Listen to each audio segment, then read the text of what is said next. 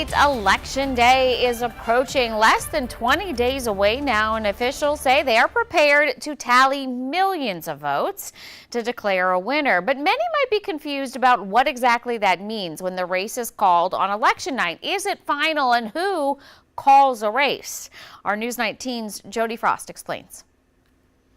First, the South Carolina Election Commission doesn't call the race on election night. Media outlets do. Here at News 19, we report on race calls made by the Associated Press and CBS News for major state and national races. At the point that a race is called, election officials haven't even started an official vote count yet. TJ Lundeen with the State Election Commission says once you cast your vote, those unofficial results are tabulated on a machine.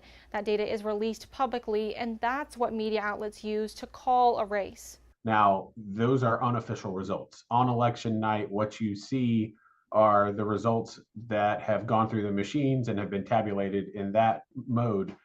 The counties then certify results after the election. They send their certified results to us at the state level, and then we also certify results, and that's when you get your official winner. So that takes a couple of days, it could be a couple of weeks. Lundeen says they have to certify each vote, and early votes can't be counted before Election Day. They can start counting absentee ballots and in-person early votes at 7 a.m. Every vote loads onto that flash drive. At that polling place, when they close it down, that flash drive is transported to the county office, where it's loaded into a secure workstation to transmit those votes to us here at the state office. Counties must provide results to the state by November 7th, and a day later must certify the vote. The state then meets to certify the races on November 14th, but challenges and protests can happen well after that date. But Lundeen says the numbers you see on election night from media outlets are mostly accurate, and if a media outlet calls a race for a candidate, that candidate is probably the winner. For a close race like this year's presidential race, that unofficial result could take a little longer. So the closer the race, the longer it's going to take to make a call. If this was a landslide election, we know it would be over by 10 p.m. and everyone would know who the winner is going to be. Chase Meyer is a political science professor at the University of South Carolina. He says the media outlets that are calling these races have to be 99% certain that person is going to win, which can take a while. If it's going to be a close 50-50 race, for you to get that threshold to be 99% confident who's going to win that state, that means you need to have counted, or they need to have counted almost every single vote so far, which takes time in a lot of states.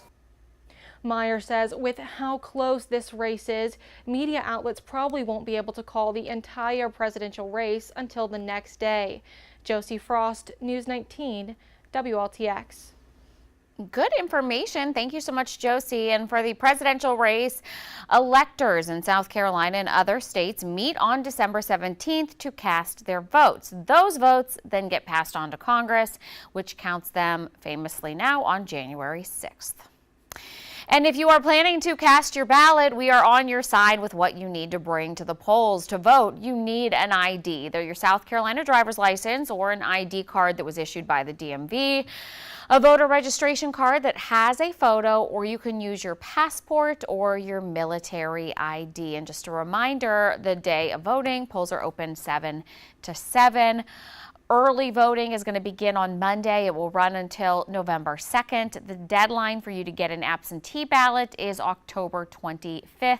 And if you are looking to take advantage of early voting, again, multiple polling locations will be open in the county. Starting on Monday, there are going to be 7 early voting locations here in Richland County, including Brooklyn Baptist Church.